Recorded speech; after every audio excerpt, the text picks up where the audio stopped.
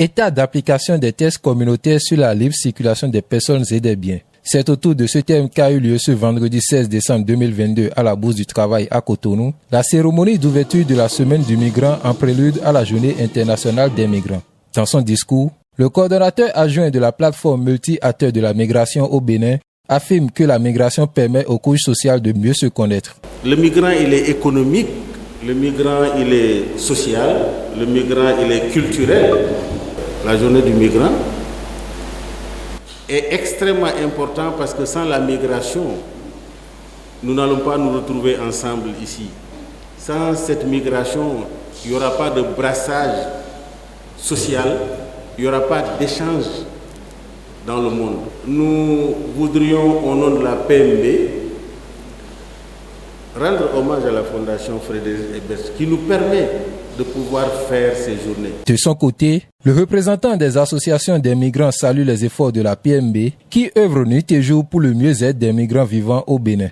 Messieurs, mesdames les organisateurs de cette journée, les partenaires techniques et financiers de cette institution, au nom de toutes les associations des migrants résidant au Bénin, je vous dis merci pour votre implication profonde pour la cause des migrants.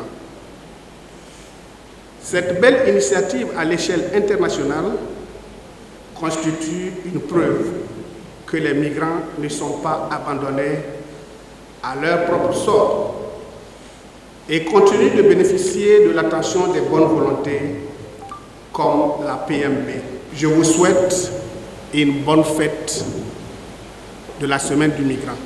Prenant la parole, la représentante résidente de la Fondation Friedrich Ebert, partenaire de tous les jours de la PMB, a remercié la plateforme pour le travail qu'elle fait et a affirmé que la migration n'est pas une mauvaise chose. Chers amis, chers panélistes d'aujourd'hui, c'est un grand plaisir pour moi de vous souhaiter la bienvenue au nom de la Fondation Friedrich Ebert, la FES, à ces échanges à l'occasion de la Semaine du migrant organisée en collaboration avec notre partenaire, la PMB. Je suis très heureuse qu'aujourd'hui nous offrions une plateforme pour échanger sur l'état d'application de ce cadre juridique de texte communautaire sur la libre circulation de personnes et de biens et aussi pour sensibiliser l'opinion publique sur la contribution des migrants dans le domaine économique, social et culturel dans le pays d'accueil.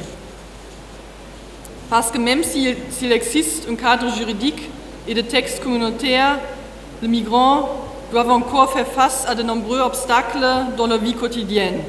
Ils restent vulnérables aux violations des droits de l'homme, ils se trouvent souvent dans des situations précaires. Les femmes migrantes sont confrontées à d'autres défis fondés sur le statut de migrant ainsi que sur le sexe. Il y a des défis migratoires spécifiques liés au trafic et la traite des enfants, comme nous allons voir dans le film documentaire qui va être présenté aujourd'hui. Donc bref, le thème de migration, de mobilité et de libre circulation est à la fois très pertinente et très complexe. Elle offre de nombreuses opportunités, mais pose en même temps de nombreux défis. Et c'est pourquoi il est si important de mieux comprendre, d'analyser les interactions entre politique publique, migration, la libre circulation de personnes et de biens et le développement, afin d'élaborer des politiques favorables et des mécanismes de coordination et de protection appropriés.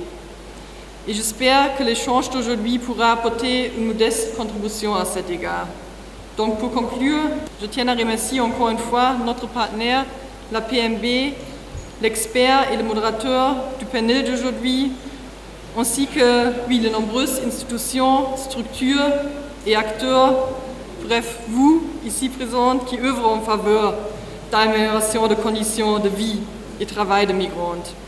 Après les allocutions, une projection de film documentaire a été faite. Notons que la soirée café politique et la sensibilisation sur la traite des enfants migrants en situation de rue du foyer Sonayon resteront les autres activités du programme de la PMB et de la FES les lundis et mercredis prochains. La cérémonie a pris fin par une intermède culturelle et le déjeuner de famille.